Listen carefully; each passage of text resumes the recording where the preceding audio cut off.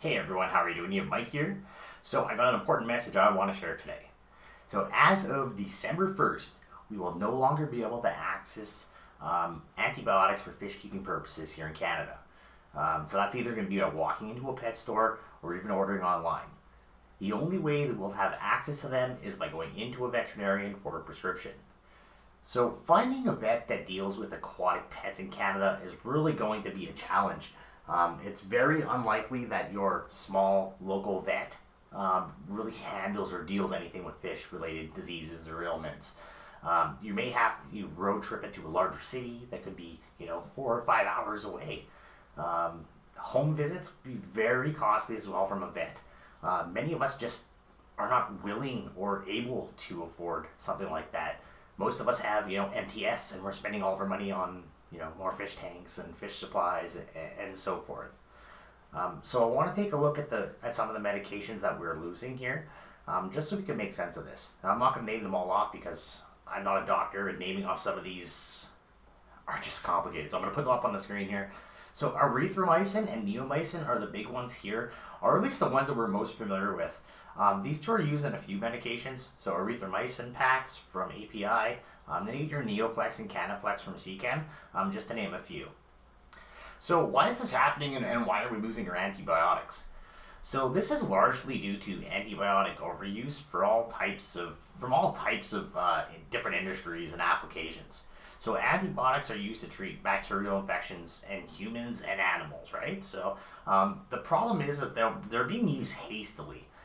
So before they're certain that they'll even work, or for issues that will just resolve them on its own without needing antibiotics at all.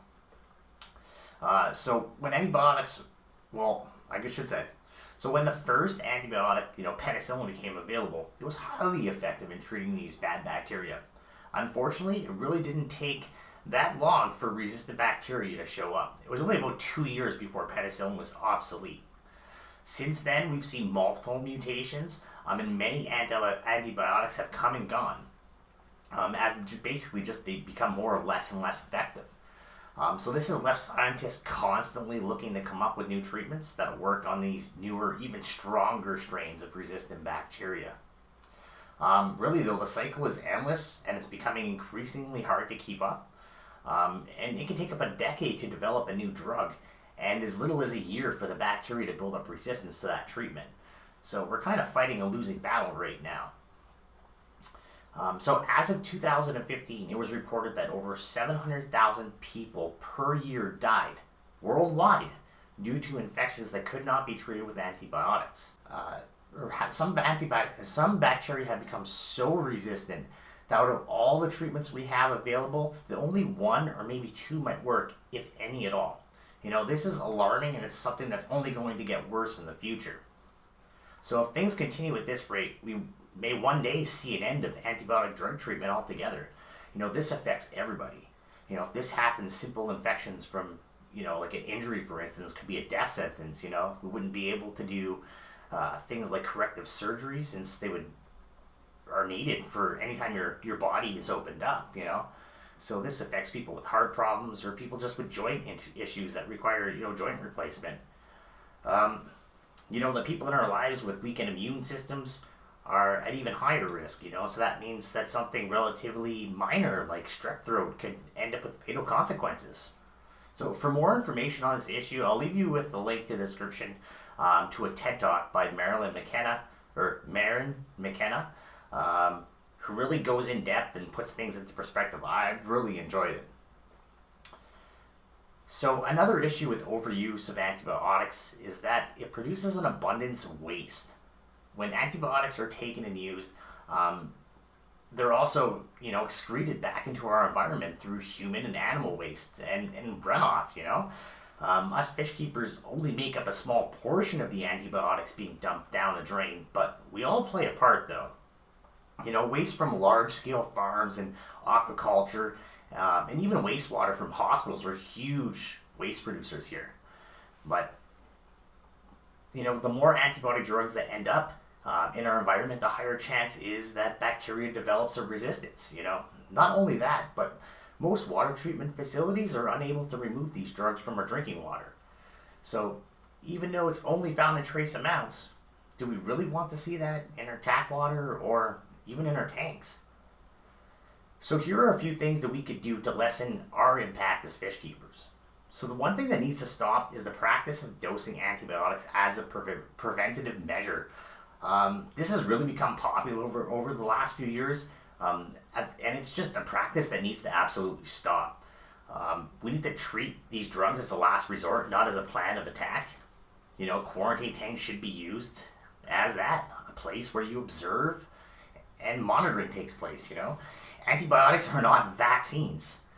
They will not prevent future problems. By exposing bacteria to antibiotics, you are giving the opportunity for bacteria to build up resistance. So this means that treating a fish in the future, it's just less likely to work, or you're going to see results from that treatment. It's not a good thing to do. So another step that we can take is by treating fish only when you know for sure the disease or infection is. It may take a lot of time and research beforehand, but considering the potential consequences is kind of essential. Throwing a cocktail at your fish is really not the best way to go about it. It's hard on your fish. It's expensive. We don't know the long-term effects. Ask a few people before you go out and buy and dose meds if you're unsure. One thing that I've noticed that everybody online is an expert or thinks they are. So don't just go on one person's advice or start treating a tank just on one person. Ask around. Try to find a few people who seem to have a good understanding. Don't risk your fish on one so-called expert. I'm going to tell you that right now. Just ask around, talk to a few different people. So it's really important that we're all mindful now more than ever on what we're dosing in our aquariums.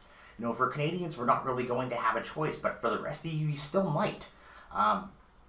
We need to all be responsible and do our part to stop worsening the issue. We're not only risking harm to our pets, but also harm to humanity as a whole. So instead of running to the stores to stock up while we still can, we need to spend this time researching and looking for preventative measures beforehand, not treatments afterwards. We need to change the way that we think and do things. The more we are aware of these potential issues, the better chance we have. So please consider in sharing this with your fellow fish keepers in Canada and from around the world. We need to step up before things just really get out of control. So I want to thank everybody for watching my video. Hope you guys enjoyed, and you guys have yourself a great day.